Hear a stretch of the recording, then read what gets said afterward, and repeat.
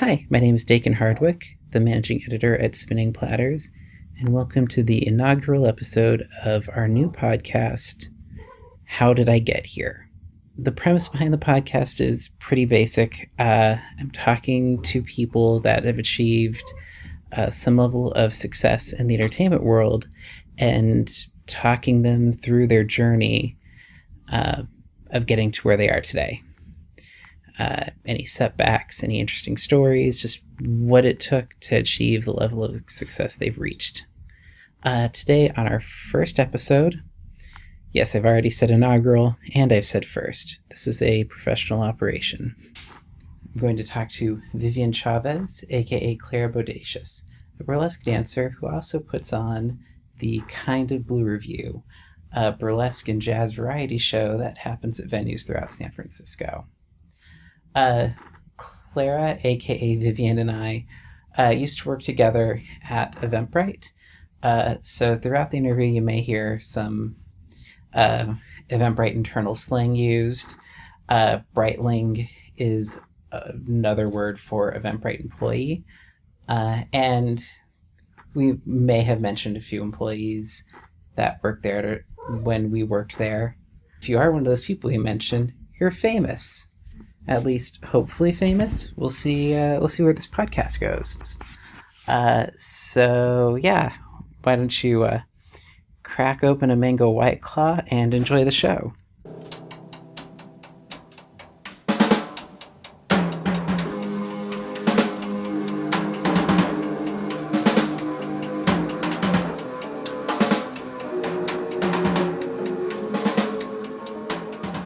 So, my very first question for you is, how did you find burlesque? That's a great question. So the origin story there, a tiny bit of background is that I have been dancing and doing theater since I was really young. So my first dance recital was when I was, a child. I was like 6, but then I started dancing relatively like seriously, meaning I just went to a lot of classes at like around the age of 12. Danced throughout high school, did a lot of choreography, did a lot of musical theater. I majored in theater and dance in college, and then after I graduated, I moved to New York, and I was quickly totally overwhelmed and out of my depth, and realized that I could never be what I thought was like a professional performer, like a successful performer. So I sort of like didn't set foot on stage like for 4 years after college, which was crazy. That was the longest I'd ever gone. And actually, I started at Eventbrite in 2012. And in my first week or so, I was on the CX team and we were all answering phone calls and everyone was like really friendly and lovely.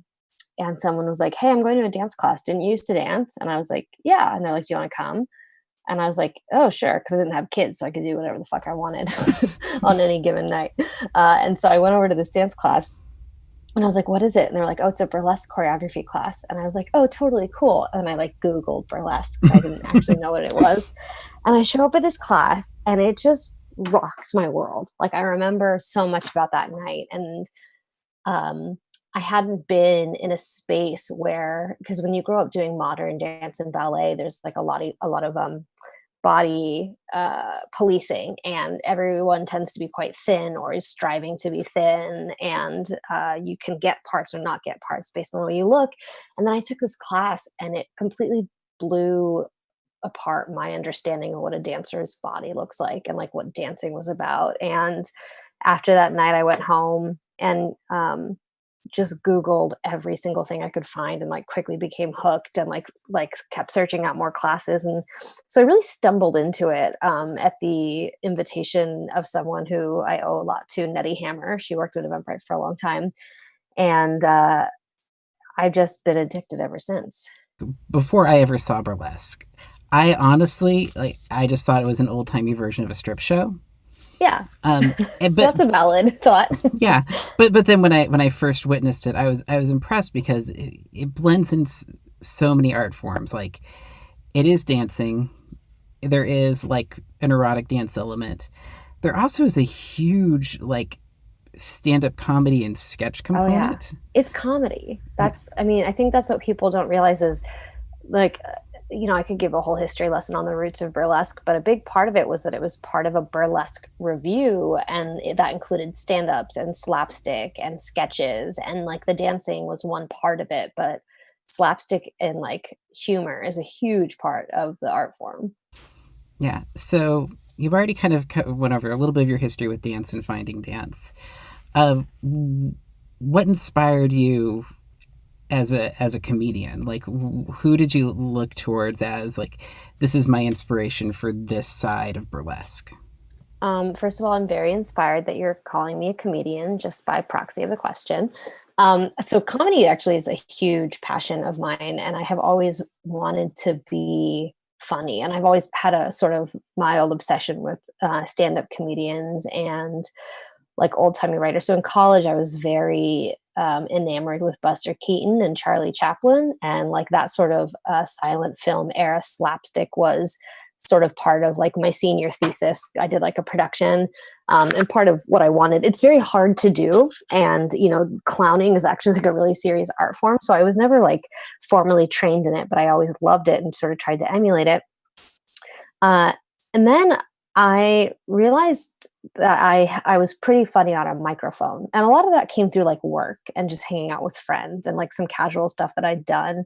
Uh, and then actually Nick Katz. I don't know if you overlapped with him. He was a Brightling.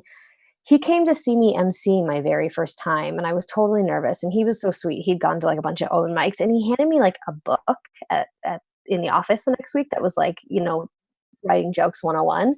And that's sort of how I started understanding that comedy was a thing that you could learn and practice.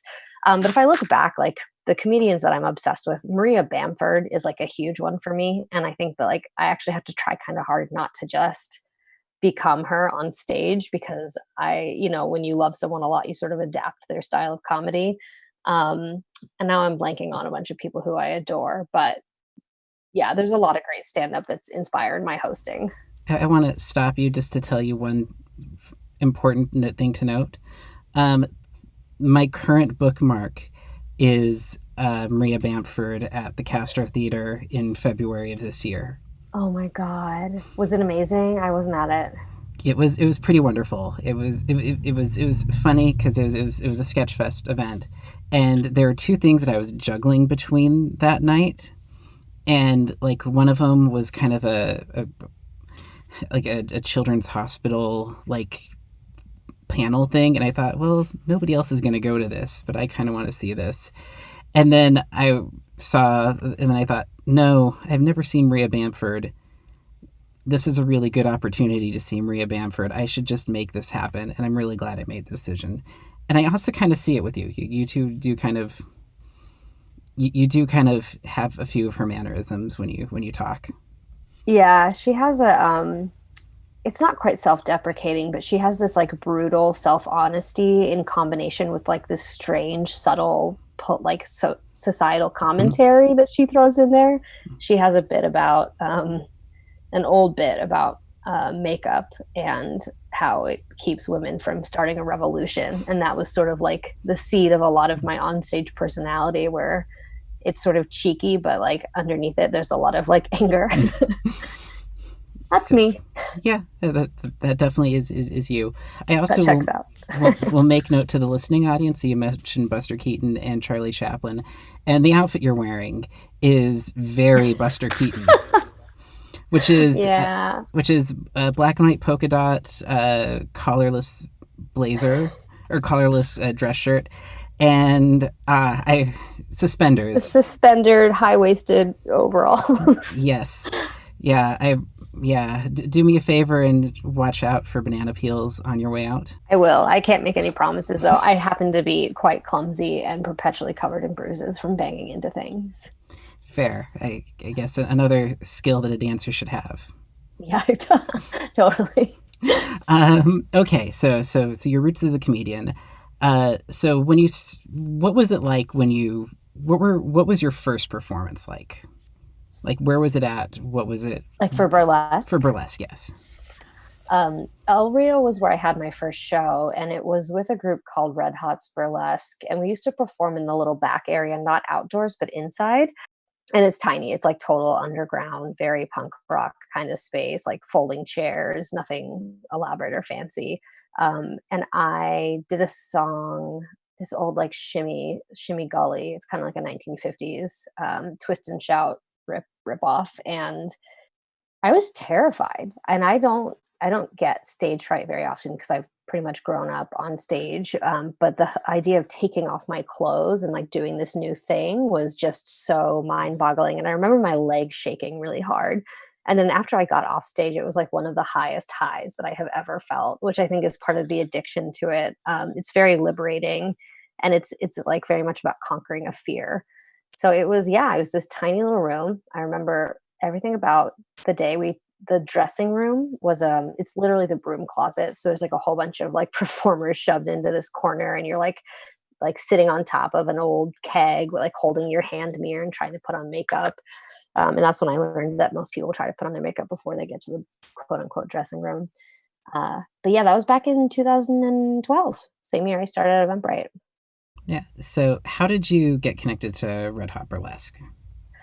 That was through the class that I took. So, the coworker dragged me to the Center for Sex and Culture, which is a space on Mission Street that's sadly no longer open. But they used to have sort of like a library, and they used to do art galleries, and it was like this kind of cool DIY space. And they would host classes of all kinds of sorts. And so I went to a choreography class hosted by Alada Boutte, who's an amazing performer. She was a longtime Beach Blanket Babylon performer and still does great stuff in the Bay Area.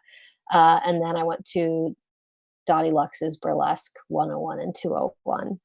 Yeah, and that was sort of my introduction. So, after your first show, how did you stay focused and motivated? I know you had the first high, but after that, then you have to start kind of selling yourself and getting yourself on other shows to keep doing it. What was your process for that? That's a good question. I had a small advantage in that I had a lot of training as a performer and a dancer, and so a lot of people who are just starting out on burlesque, they might not come in with that training, and so they have to do like a lot more classwork and show up and do things. And I was lucky enough that I got to kind of send a lot of people. You need to have a video, and so I could send a video, or I had a few producers see me at shows and then reach out to me and ask me to be in shows. Um, and with Red Hots, I was able to do like a lot of gigs at El Rio and some of these private gigs. And so it was really just a matter of like putting in the time and going to other people's shows and meeting people. And like, I think a lot of people enter a space as a performer, and I think it's really valuable to enter as a fan, either first or at the same time, and show up for people in the same way that like we rely on people to show up for us. But then honestly, like the thing that's kept me going is it's almost just like a compulsion. Like I need it. I go stir crazy when I don't have a creative outlet, and this scratches so many itches for me. It is because it's a solo act, you get to create everything from scratch. And there's a lot of like character development, and there's some crafting because a lot of us make our own costumes. And then there's like, the high of the actual show, and the social aspect because you're getting to like inhabit these spaces that mean a lot. So I just couldn't get enough. And so I just was constantly putting myself out there and constantly trying to see what was going on in the scene. And then my career had some minor interruptions because I had babies, two babies, during the last 8 years of doing burlesque. And so that would sort of slow me down. But then as soon as I could get backstage on stage again, I just couldn't help it. That's wonderful. I was going to ask you what it was like to come back after having kids. Yeah, it was different for both of them because with my first pregnancy, it was unexpected in terms of timing. And I got very nervous about being on stage pregnant because I was still relatively new and like coming to terms with like what it meant to be a naked body and like what it meant to be an object of desire. And I had to like kind of pick apart some of my own like toxic narratives about like how a body should and should not look. And so I stopped performing when I started showing for the first one, and I didn't come back for like a year and a half afterwards, I think. And then with my second pregnancy, I was on stage until I couldn't move. I was so huge. I had done a lot of the work, and I had changed my own thinking, and I had shifted my understanding of what was valuable and like what was important to be seen. And so I did my last show when I was pregnant the second time was the Folsom Street Fair. I performed outdoors, very pregnant. I did a pregnant nun act to a combination of Sound of Music's Maria and then Michael Jackson's Maria track. And the stage was black mylar. So it was 1,000,000 degrees in the middle of September in San Francisco. And I like burned my feet and I got off stage and I looked at my partner and I was like, don't let me do another show. So I stopped and then I was back on stage like 6 months postpartum with her because I was just jonesing for it. Yeah, it was a ride. That's beautiful. Yeah. So you've traveled essentially around the world doing burlesque. Um, how do you reach how did you reach that echelon, like as a touring burlesque promote performer? Because that's not super common as far as I can tell. Yeah, it's a good question. A lot of the traveling parts of burlesque, it's a little bit of privilege and resource because the festival circuit, and I think this is similar for some of the band festival circuits. It's not quite pay to play, but it's pretty close. If you are one of the headliners, then you're usually getting flown out and getting the star treatment and stuff. But for the rest of us, we're usually making our own way there. We get a small stipend. But what I did was when I had the bandwidth in my life to leave the house and like my husband could juggle and I had the flexibility at work where like I sort of had the autonomy and people trusted me to get stuff done and like work weird hours. I was like, you know what, this is the year where I'm going to submit myself for some festivals. So I was really excited because I got into quite a few my first year, which I didn't expect. And the downside of that was that I have a very hard time saying no to things. And so I said yes to a lot. So I spent 2 years doing probably an insane amount of travel with the burlesque and with like I travel for work at the time. So I was on the road a lot, but I tried to select festivals sort of strategically. So I have a brother that lives in Seattle, and I applied to the Moisture Festival, which is a great variety festival. That it's a month long, primarily circus, but then they have this one weekend called the Liberties Cabaret, and that was an incredible experience. That was like one of the festival treated us really well and paid us really well, and it was great. I flew out to the Czech Republic because I have a brother that lives in Prague, and I got into that festival, and that was just a dream. We were performing in this 1930s theater, and it was really incredible to be with like all the international crew. I went to Hawaii. I got into Minneapolis, which is Minneapolis has like this really pop-in scene for burlesque and theater, and so that was a huge joy. So yeah, it's really just a matter of like finally getting to the point where you feel like you have an act that you want to show off in these bigger spaces, and like you can sort of demonstrate that you're a seasoned performer and that you can like handle the rigors of traveling and performing in new spaces, and then also having the resources. There's like in every performing art there's a little bit of a advantage, which I think a lot of us are trying to level right now on the privilege front. What does equity in burlesque look like to you? I mean, it doesn't look as good as we want it to, for sure. There's a lot of work right now. I think I have observed a lot of communities in performing and otherwise having a big reckoning with the fight for racial justice right now. And I think it's great and important, and it's difficult and it's uncomfortable and it makes me itchy. And even, those of us who thought we were woke and thought we were doing the work beforehand are realizing like a lot of the ways that we were complicit in these problematic systems. And so right now what Eddie looks like is really stepping to the side and handing the mic over. So I've been a little bit quiet in the burlesque. I mean, we're all stuck at home, but I haven't been really participating in performing in online shows or pushing out a lot of my own content because I'm trying to find ways to boost the voices that need the microphone right now. So a lot of Black performers, Indigenous, people of color, but really especially focusing on the Black community, and using anything I can do to amplify them using their art to say what needs to be said. So I think what equity in burlesque looks like right now is like I wouldn't call it an overcorrection, but like a fundamental shift to the other direction. So I'm excited about it. I hope that it's a lasting change. I hope that like a lot of us take this practice into the long term, way that we produce and the way that we curate shows. But I think in the past, we were as disappointingly not equitable as a lot of other fields. Yeah, I mean, there's no such thing, I think, as a fully equitable field. But yeah, I like that logic that you need to overcorrect to settle. It's kind of like the Ruth Bader Ginsburg. Uh, she'll I'm paraphrasing, but she'll feel that things there's justice when there are nine female Supreme Court justices. Yeah. Which people are like, that's extreme. And you're like, fuck you. How long has there been 9 male justices? Like, that's not extreme at all. It's just not what you're used to. Yeah. So I'm feeling that way. It's like, I don't want to see my Instagram feed go back to normal. Like, I want to keep seeing all of this work being done, all these voices being lifted. So trying to be a part of that. But, as a white person, I have to take a back seat. Yeah, well, sometimes backing off is being part of it. Totally. Totally. Yeah. All right. So I'm gonna take a quick swerve all the way to the right, mostly because I don't want to run out of time. Uh, kind of blue review. So you've been doing burlesque for a number of years and being on other people's shows, and then you've created your own show that is essentially a variety show. But like, so just tell me, where did Kind of Blue Review begin? So, Kind of Blue Review began. I, oh man, origin story. I guess I could keep it simple.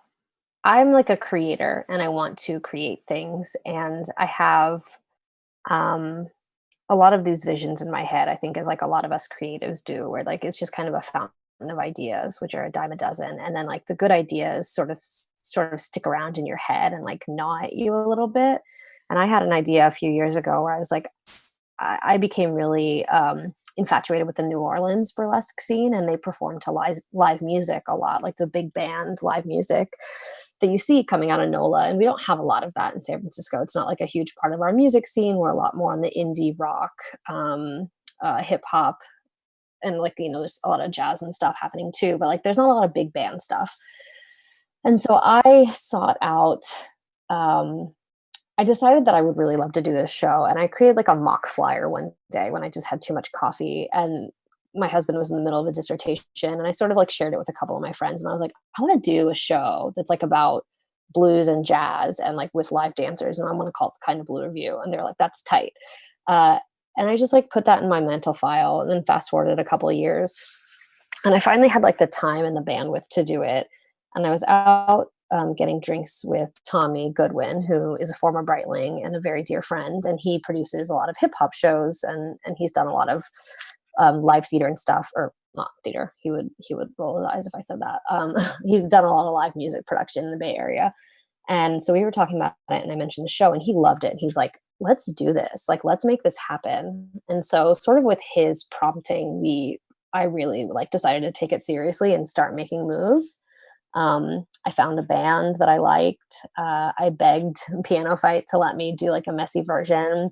I reached out to the best performers that I hoped would say yes, and they all said yes. And we just did the fucking thing. And the thing that was magical about it was the audience reaction that first night at Piano Fight. They really turned it into what it became, which was this really interactive, like half dance party, half show, just like rolling. It felt like an old fashioned good time. And I love it a lot. And then we ended up, we just kept blowing our venues up. And so the second time we did it at Cafe du Nord, and the place was so packed you could hardly see the show, which um, as a producer, I should not cry about, but I was so sad that like a lot of people didn't have like an ideal experience because they couldn't see a lot of what was going on. And so then I like told Tommy, I was like, I want to do a Great American. And he was like, Viv, it seems like kind of big. And I was like, I want to do a Great American. So I got really stubborn and I bothered them quite a bit and sent a few emails, and finally like went to the venue one day to like convince the general manager that like they should give us a shot. And they did. And it was just one of the most magnificent nights of my life. And the hardest thing about Kind of Blue is that obviously this really astronomical growth was like suddenly arrested with COVID, um, which so many of us experience that right now, and it's kind of like hard to even think about. So that was the origin of it. And now it's sort of like in this funny state of suspense. And I'm trying to figure out what the future looks like. Yeah, I was impressed with something I noticed you saying on social media that you still wanted to pay your performers for the show that didn't happen. Were you able to do that? Yeah. So we had a show that was scheduled for late or mid-March at Piano Fight. We were trying this like sort of new, I'm clearly antsy, and like every show we have to like tackle something new. So one thing that I was about to try to work on was just like settling down and doing the same thing a few times. But we were trying a new um, addition to it. So in addition to having the live show, I really wanted this to be a community based, like show is not even the right word. Like this community based like life. And we wanted to share all of the like expertise and all of the joy that our performers and band were bringing to these shows, and that was like really catching on with people. And so we were going to do this full evening of classes and like these accessible photo shoots, and then the whole night would end in this great performance. And so we were going to call that Baby Blue. And it got canceled because of COVID. And this was early on when people were still like, should we have shows? Should we not have shows? And this was right on the cusp of when SF finally got shut down. People still thought we were just being overly sensitive about a bad flu. And I was really devastated.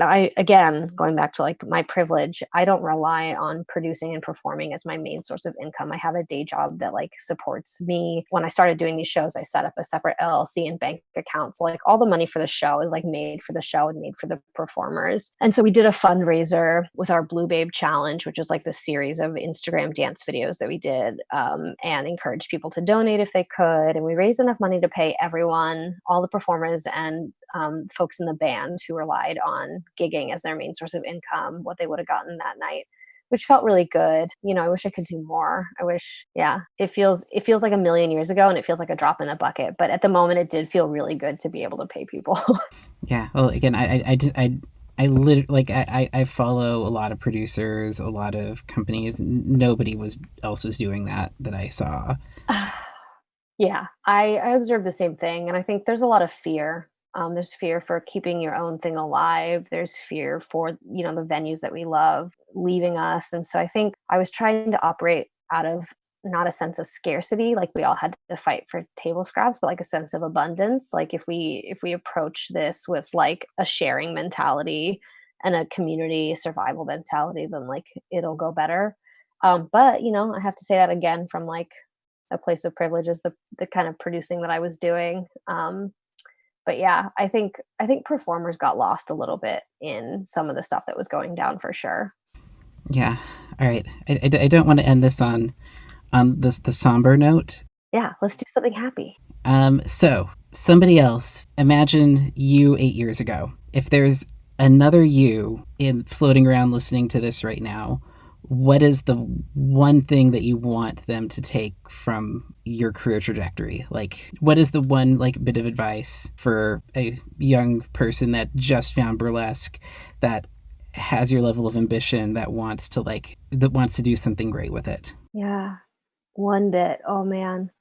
I guess if I had to pick one thing and if I had to distill it, is just do the fucking work. Like nothing happens overnight. The best performers that you see have spent years and years and hours honing their craft.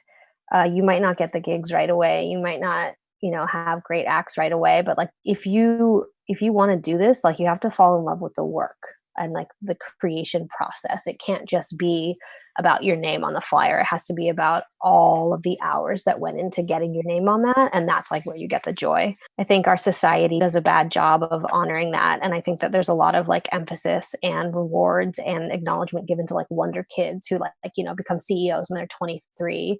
And those stories are like exciting and interesting. But I think that the real magic, I think that like a joyful life looks different than that. I think that falling in love with the craft and pouring yourself into it and like finding joy in doing the work is like the secret. So yeah, do the work. Awesome. Well, so yeah, you've interviewed, I believe, as Vivian, not Clara.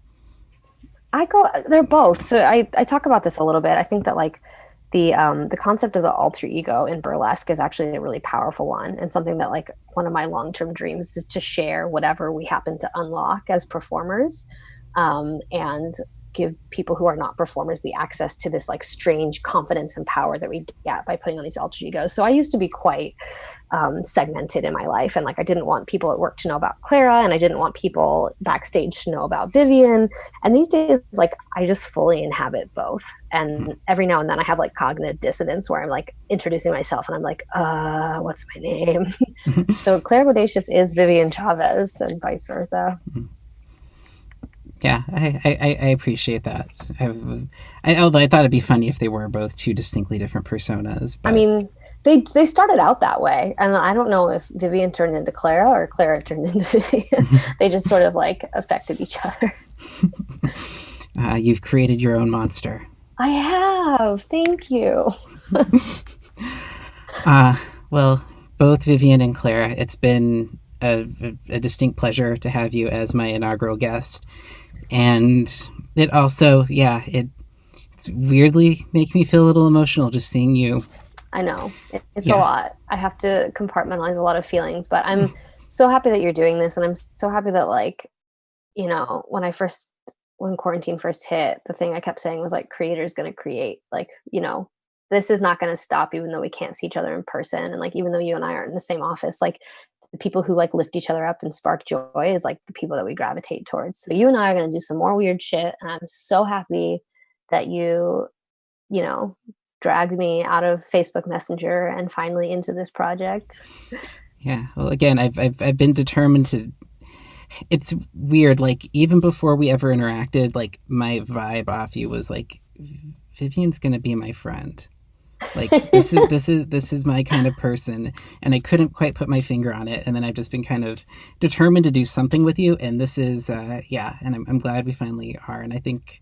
Yeah, we definitely need to keep in touch throughout all of this. Yeah, 100%. You're my people, I think is what it is. It's like you and I are both, I think we're super fans, and we love art, you know, even more. We love making it, you know, like I think of you as a creator and like, you know, how many things you participate in, and like even your karaoke and projects like this and your blog, like you're the same as me. And like the best way to hang out with me is to engage me in a project, because making time for social stuff is like not, I don't prioritize it. But then someone's like, do you want to work on something? I'm like, yes, I need more work. It's exactly what I want to do. So this is great. And I want to, we can get up to some shenanigans. And I'm really excited to see where this podcast goes. You're a lovely person. And I think everyone that meets you and gets to hear you talk just wants to hear more, Dakin. And that's the end of our inaugural podcast. I'd like to thank Vivian Chavez for being our guest today. Feel free to follow at SpinPlat on Twitter, at SpinPlat on Instagram, or you can befriend Spinning Platters on Facebook. Also, if you like what you've heard and you want to donate money to the podcast, I don't have a day job right now and I could use the money. So you can Venmo me at Dakin, that's Dakin, Hardwick, Hardwick, a little tip if you enjoyed the show. And we'll be back soon. I haven't decided how often I'll be putting these out, so maybe we'll be back next week. Maybe you'll hear one of these in 6 months. Hopefully sooner. I think it'll be sooner. I kind of enjoy doing this. Thanks a lot, and enjoy the rest of whatever you're doing right now.